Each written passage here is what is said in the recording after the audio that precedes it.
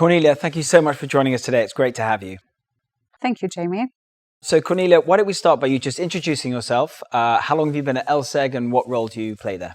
So my name is Cornelia Andersson and I head up sustainable finance and investment for the data and analytics part of LSEG. I've been with the company for about 3 years now, and I joined from the client side where I spent many years in asset management and particularly alternative asset management. So sustainable finance and investment, if you don't mind, we'll call that SFI for short for the purpose of this interview. Now, 2022 has been a very difficult year for many markets, but also in the world of sustainable investing. So could you just spend a bit of time talking about some trends that you've seen, some difficulties you've seen, some positive areas you are seeing now over the past few years? Yes, it's a good question. And 2022 has been a year of two tales, really.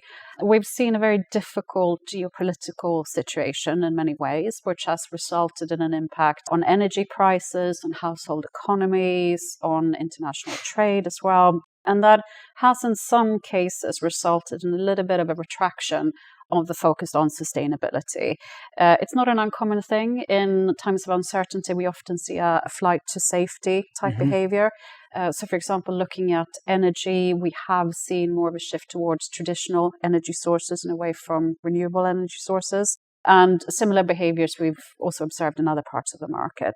We're also seeing some significant progress, and it is a year where ESG and SFI is becoming much more mainstream. So we've had COP27 not too long ago that resulted in some significant progress, particularly in terms of damage and loss recognitions.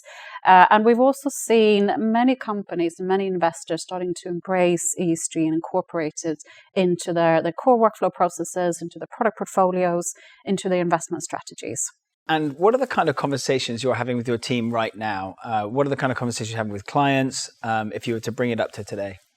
Yes, it's a good question. And it's a lot of diversity in those conversations because we see a real spectrum of maturity when we look at SFI in the markets, ranging from asset sectors and and market participants that have been engaging with ESG and SFI for quite a few years by now, so particularly asset owners and asset managers, and then really ranging through to financial intermediaries such as banks, consultants, advisory firms, and then to corporates. And there is quite a diversity in terms of the maturity there. But the conversations, they ultimately focus on really one key thing, which is how do you understand SFI and how do you sensibly incorporate it into your business processes? And look, there's an interesting situation here where we're looking at there's a push factor and there's a pull factor. And the push factor is very much regulatory driven. So when we look at markets across the world, there is a increasing focus on ESG from a regulatory perspective. Some markets are very advanced. The EU is really taking the lead here with a number of different directives, such as EU taxonomy, SFDR, CSDR is also coming in the next few years. So a pretty significant and extensive regulatory agenda. We're also seeing this in many other parts of the world. Japan, for example, has introduced TCFD for the largest publicly listed companies. So there's a very direct push factor that's affecting corporates and investors across the markets. But probably more importantly, there's also a pull factor, which is driven primarily by customer and investor demands, right? And there's a big increase in the appetite for ESG products and services. Well, let's talk a little bit more about that word sustainability, if we can, because you mentioned earlier clients are interested about understanding sustainability, and it has quite a broad spectrum. So, what do we really mean when we say sustainability? Yeah, it's a good question. And the fact that we don't really have a clear-cut definition is part of the challenge here. But I think let's also talk about ESG versus sustainability, because we often use the terms interchangeably.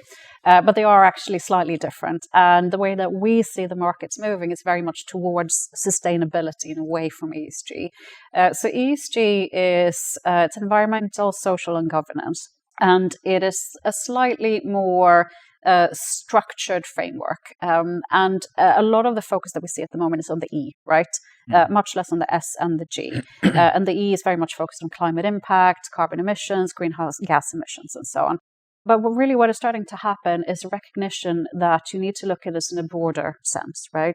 And if you talk about a transition to low carbon, you need to talk about that as a just transition or a managed transition, taking into account the broader impacts, right? So on local communities, on local economies, social impact, and so on.